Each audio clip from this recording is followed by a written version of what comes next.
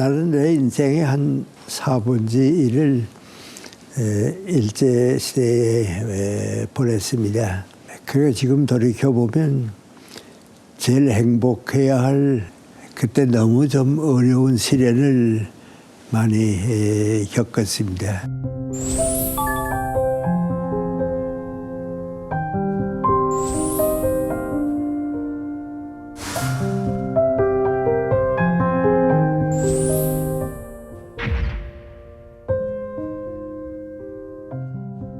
그래도 그 어려운 기간을 겪는 동안에 좀 빨리 철이 들었다고 할까요?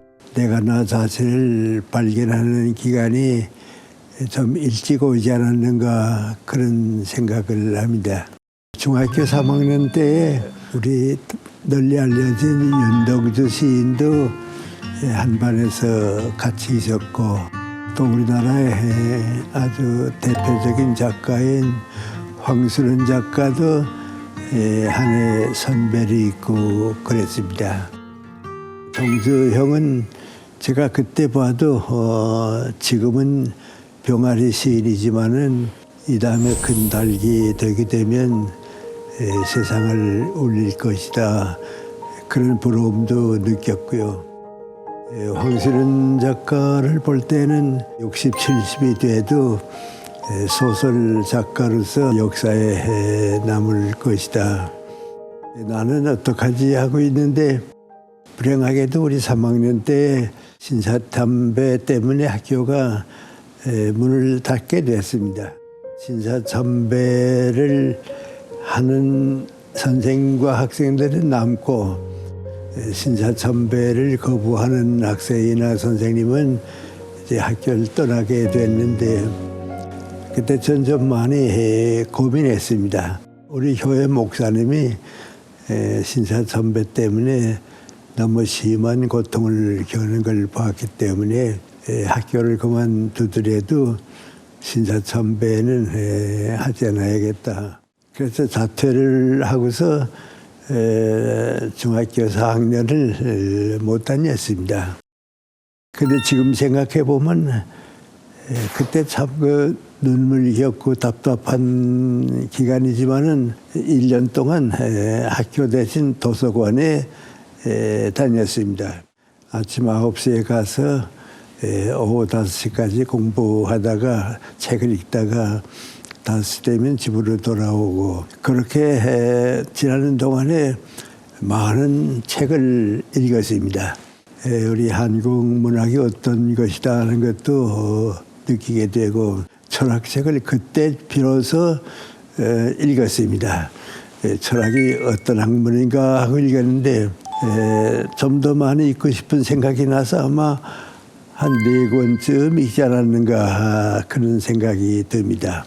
그래서 학교를 이제 가는 것보다도 그 독서를 하는데 많은 것을 얻고 있었는데 그해 10월 초입니다. 지금도 기억하고 있는데 도산 안창호 선생님이 서대문 형무소에 수감돼 계시다가 병을 얻어서 그 병효과 때문에 치료받기 위해서 고향에 와 계셨는데 학교를 못 가는 1년 동안에 많은 책을 읽고 도산 선생의 강연도 듣고 해서 어렴풋이 나는 철학 공부를 해서 한국의 정신적 지도자가 될 수 있을까 그런 꿈을 안고 이제 출발했습니다. 근데 이제 역사의 강물이 흐르다가 이제 일제 말기까지 왔을 때는 너무 어렵고 힘드니까 경찰을 피해서 숨어 다니기도 하고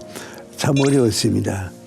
그러니까 내 나라에 살지 못하는 한 내 인생의 장래는 없다. 그런 아주 절망적인 상태에 놓여 있을 때 해방이 됐습니다. 25살 해방이 됐는데 이제는 내 나라에서 살고 있을 것이다. 살아야겠다. 그런 희망을 이제 안고 있었는데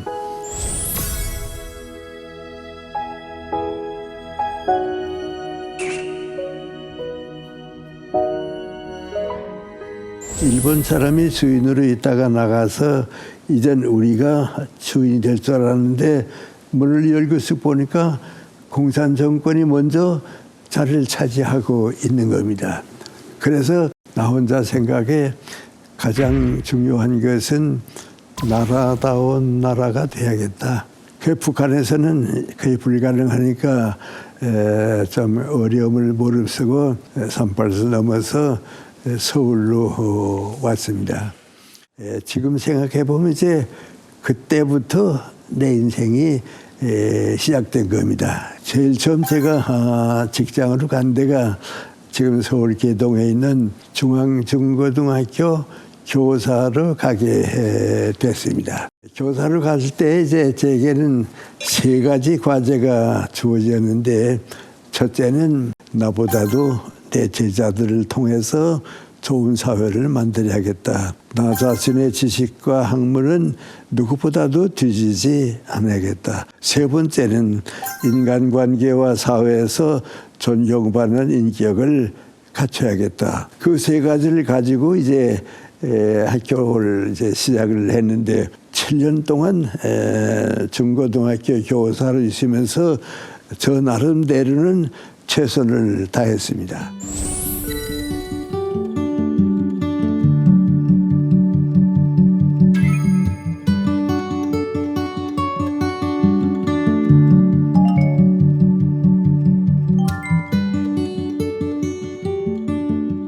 참 7년 동안 행복하게 아주 좋은 제자들을 많이 키웠습니다. 나보다 사회적으로 일도 많이 하고 좋은 제자들을 많이 키우고, 도중에 잠깐 좀 무서운 얘기 하나 하고 지나갈까요? 한 4년 전입니다. 고려대학의 한배호 교수라고 정치학 교수입니다. 고등학교 때 제자입니다. 그래서 나한테 전화를 걸어서 선생님, 우리 담임했을 때 우리 반에 이곤이라고 하는 여자 이름 학생이 있었는데 기억나세요? 그래요. 그래서 그 키 작은 학생 말이지. 그랬더니 어떻게 기억하세요? 제일 키가 작아서 내가 기억하고 있지. 그랬더니 같이 선생님한테 인사드리러 좀 갈까 합니다. 그래요. 그러자고.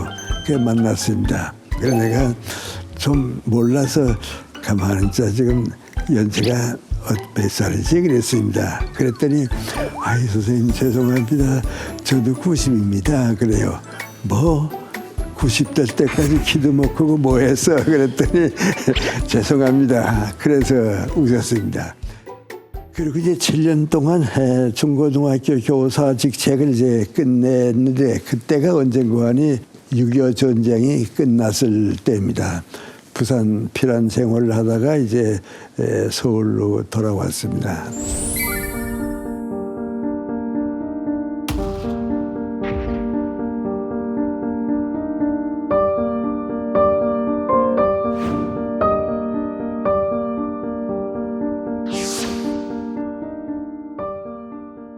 저는 그때 내 인생에서 가장 소중한 이제 결정을 좀 내려야 했습니다.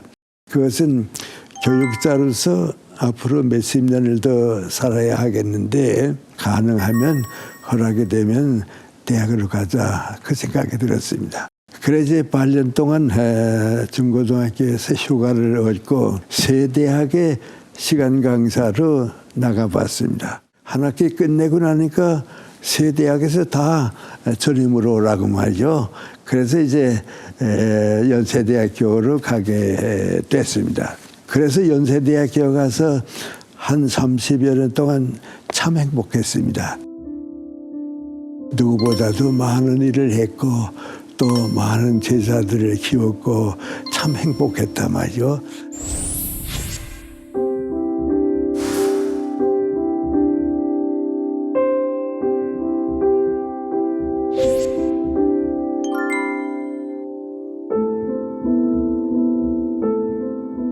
(30대) 중반에 연세대학교 갈 때는 해갑이 된다, 65세 정년으로 대학을 떠난다 하게 되면 굉장히 늙은 사람으로 보았는데요. 25년 동안 내가 열심히 뛰다 보니까 내가 해갑이 됐습니다. 근데 해갑이 된 나는 늙었다 하는 적 전혀 없습니다. 이제부터다 마셔. 공부도 이제부터고 이제부터라고 난 생각하는데 자꾸 후배들이 늙은이 취급을 합니다. 해갑이 되었다 하니까요. 옆에까지 찾아와서 건강은 괜찮으시죠? 그래서 이제는 5년밖에 안 남았는데 이 5년 동안은 좀 일만 해야겠다. 그래서 이제 5년 더 일하고는 가정으로 돌아가려고 생각했는데 정년퇴직할 때 좀 많이 생각했습니다. 내가 내 인생을 쭉 살아가는 동안에 일할 수 있는 대로 일해야겠는데 나는 어느 정도 성숙된 인간이 되고 사회는 나라다운 나라가 되었으면 이제부터 다시 출발을 해야겠는데 많은 사람들이 가정으로 돌아간다고 해서 나까지 돌아가면 되겠는가 말이죠. 그래서 생각을 바꿨습니다. 바꿨는데 정년퇴직할 때 이제 우리 후배 교수들 또 대학원 학생들하고 이제 파티가 있었습니다. 내가 그랬습니다. 나 오늘 늦둥이로 연세대학교를 졸업하는데 졸업생은 사회 나가서 일하게 돼 있다고. 내일부터 나도 열심히 일할 테니까 나 좀 도와달라고. 나도 여러분을 도와드리겠다고. 그리고 출발했습니다. 그래서 지금 생각해 보면 65세부터 80될 때까지는 대학에 있을 때보다도 더 넓은 일을 했습니다. 꼭 내가 느낀 게 민구환이 연세대학교 있을 때까지는 강물에 사는 물고기 같아서 요 주어진 영토 안에서 일했습니다. 그런데 그걸 떠나서 사회 나오니까 강물이 아니고 바다가 됐습니다. 바다는 얼마나 넓습니까? 일도 많이 생기고요. 또 그동안은 이제 미국이나 캐나다를 위한 외국의 교포들 위해서도 많이 나가서 일하게 되고요. 제일 다양하게 제일 사회적인 일을 많이 한 때가 65세부터 80세쯤까지입니다. 또 도움을 준 사람들이 있습니다. 그 도움을 준 친구가 안병욱 교수님 또 김태기 교수님 같은 우리 철학과의 동지들입니다.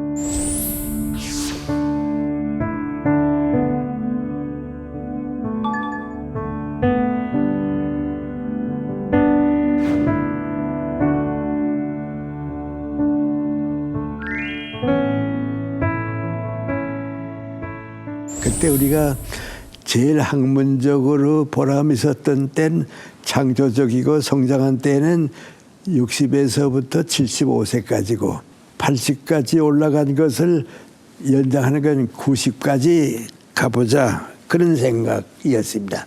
그래서 우리 노력해서 90까지 갈자 했는데 김태일 선생은 89세에 돌아가셨는데 세상 떠나기 전까지 일했습니다. 또 안병욱 선생님은 93세에 돌아가셨는데 92세에 마지막 텔레비전에 나와서 나라 걱정을 많이 하는 걸 보고서야 역시 저 나이가 될 때까지 많은 제자들을 키웠구나 그런 생각했습니다. 그래서 저도 90이 됐습니다. 그러니까 두 가지가 생각했습니다. 첫째는 민구환이 이제 나도 늙었다 말이죠. 이제 나도 늙었다. 그럼 유종의 미를 거두는 방법이 무엇인가? 나에게 주어진 일이나 끝내고서는 나 위해서 음악도 좀 듣고 그림도 보고 평생에 좀 가지고 있던 그 예술 분야 그런 분야의 행복함을 좀 누려봤으면 좋겠다. 그런 생각을 가지고 주어진 일만 끝내면 나도 내 인생을 마무리하겠다 생각했는데 이 일을 하면 또 다른 일이 생기고 끝내면 또 다른 일이 생기니까 끝나지 않았습니다. 내가 늙은 건 아닙니다. 나는 나대로 있고 또 내 지식은 그냥 유지되고 있는데 몸이 약해지기 시작합니다. 그래서 이제는 나도 늙었다 말이죠. 이제는 할 수 없다 말이죠. 이제는 이 몸을 가지고도 갈 수 있는 데까지 일만 전 정신적으로 낭비하겠다. 그러니까 정신적인 그 열매를 좀 사회에 주고 싶은 생각으로 살았는데요.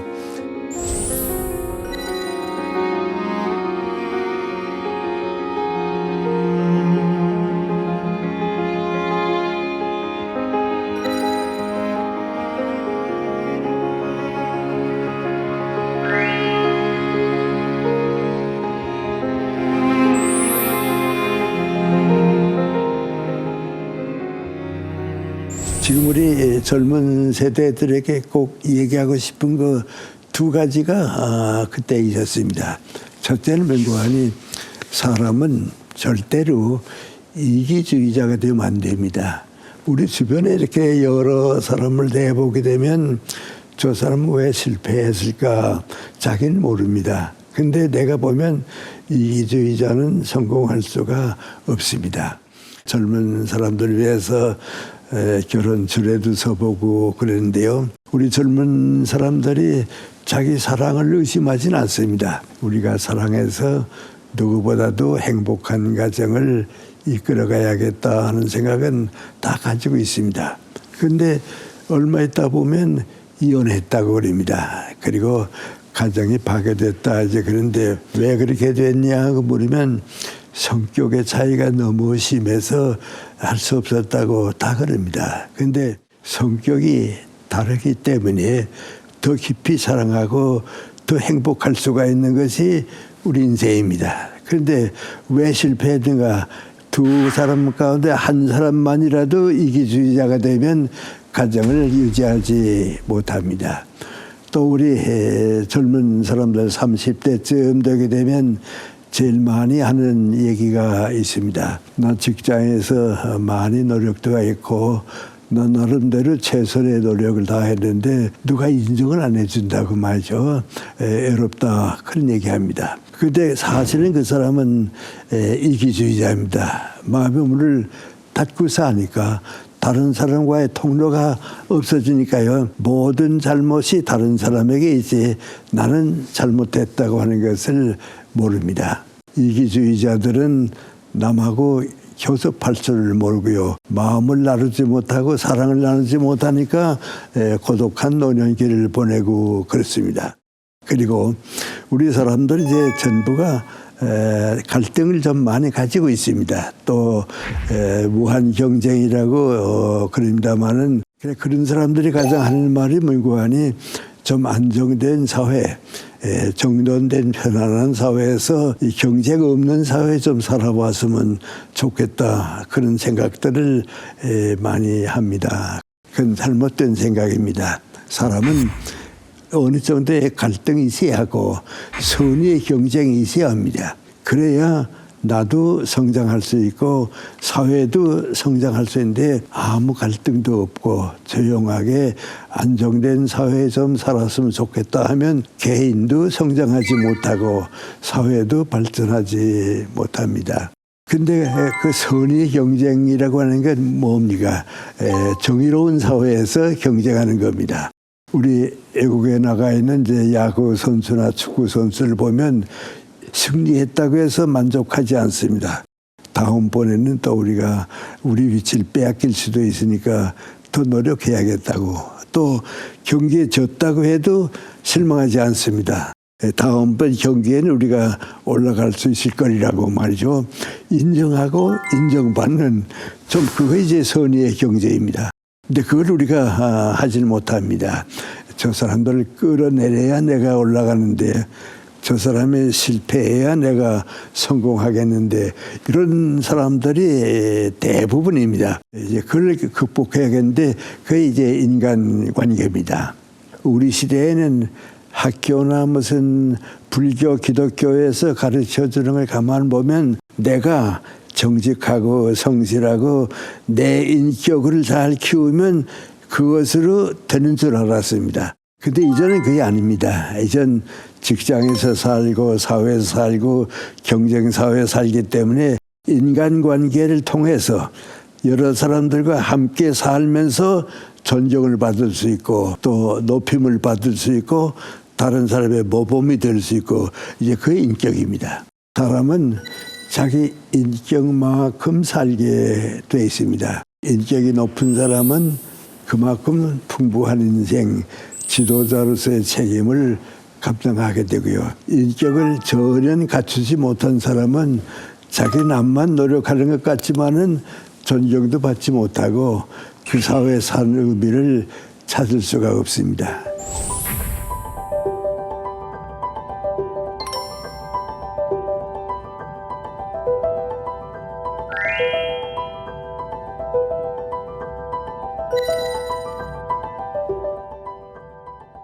요 며칠 전에 어떤 기자가 나한테 무슨 얘기를 하다가 앞으로 희망이 뭡니까? 그래요. 그래, 이젠 너무 늙어서 나를 위한 희망은 없다 그 말이죠.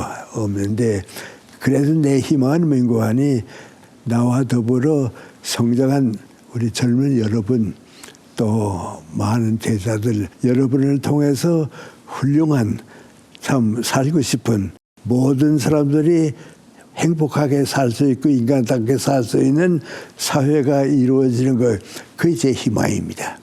그것이 이루어지면 저는 만족합니다. 이런 말씀을 드리는 것은요, 사람은 정신적으로 늙어서는 안 되고요. 지식이 올라가는 것은 끝이 없고요. 마지막 사는 것은 모든 사람들, 내가 사랑하는 사람들을 위해서 무엇인가 좀 주고 가야겠다고 하는 무거운 짐을 내가 함께 져주는 사람이 가장 인간답게 사는 인생이다.